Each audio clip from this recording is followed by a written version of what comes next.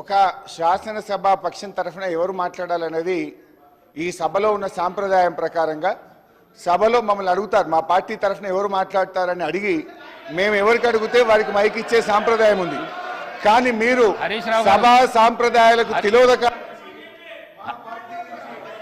హరీష్ రావు గారు, ఈ సభలో ప్రతి సభ్యుడికి మాట్లాడే అవకాశం ఉన్నది.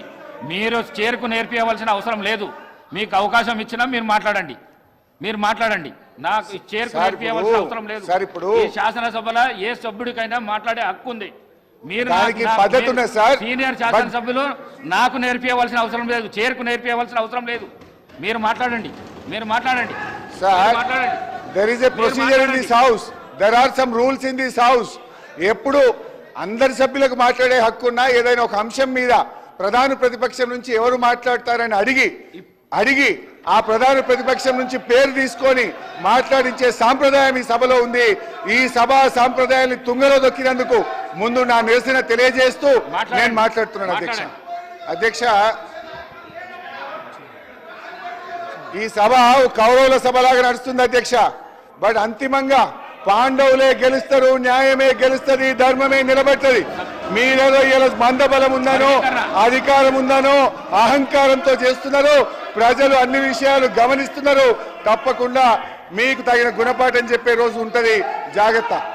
అధ్యక్ష, ఈరోజు రెండు అంశాలు అధ్యక్ష.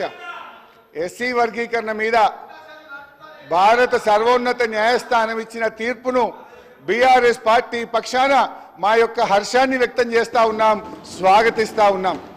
అధ్యక్ష, ఈ యొక్క వర్గీకరణ మీద మా ప్రభుత్వం ఏర్పడిన వెంటనే సభానాయకుడిగా కేసీఆర్ గారు 29 నవంబర్ 2014లో ఈ ఎస్సీ వర్గీకరణ వెంటనే చేయాలని ఆనాడు మా సభానాయకుడిగా కేసీఆర్ గారు ఈ సభలో తీర్మానాన్ని ప్రవేశపెట్టి కేంద్ర ప్రభుత్వానికి ఏకగ్రీవంగా ఈ వర్గీకరణ చేపట్టాలని చెప్పిన పార్టీ మా బీఆర్ఎస్ పార్టీ. తీర్మానం చేయడమే కాదు అధ్యక్ష, ఎస్సీ వర్గీకరణను వెంటనే చేపట్టాలని ఆ తీర్మానం కాపీని స్వయంగా కేసీఆర్ గారే తీసుకొని ఆనాటి ఉప ముఖ్యమంత్రిగా ఉన్న నాయకులను, దళిత నాయకులందరినీ వెంట పెట్టుకొని వెళ్ళి ప్రధానమంత్రి గారిని స్వయంగా కలిసి దీని వర్గీకరణ యొక్క ఇంపార్టెన్స్ ను ఆ రోజు కేసీఆర్ గారు ప్రధాని గారికి వివరించడం జరిగింది. ప్రధానమంత్రి గారు ఆ రోజు కూడా చాలా స్పష్టంగా ఇది న్యాయమైన డిమాండ్ అని, దీన్ని తప్పకుండా పరిష్కరిస్తామని ప్రధానమంత్రి గారు కూడా ఆ రోజు సానుకూలంగా స్పందించారు అధ్యక్ష. అయితే అధ్యక్ష, ఈ వర్గీకరణ పోరాటం చాలా సుదీర్ఘమైన పోరాటం. ఎన్నో త్యాగాలు జరిగినాయి.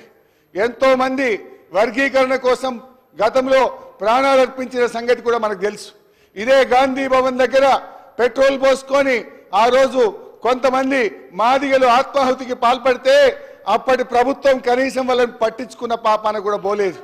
కానీ ఆ మాదిగలకు కేసీఆర్ గారు మా ప్రభుత్వం వచ్చిన వెంటనే వారందరికీ ఎక్స్గ్రేషియా ఇచ్చి ఆ కుటుంబాలను ఆదుకున్న పార్టీ బీఆర్ఎస్ పార్టీ, మా నాయకుడు కేసీఆర్ గారు అధ్యక్ష.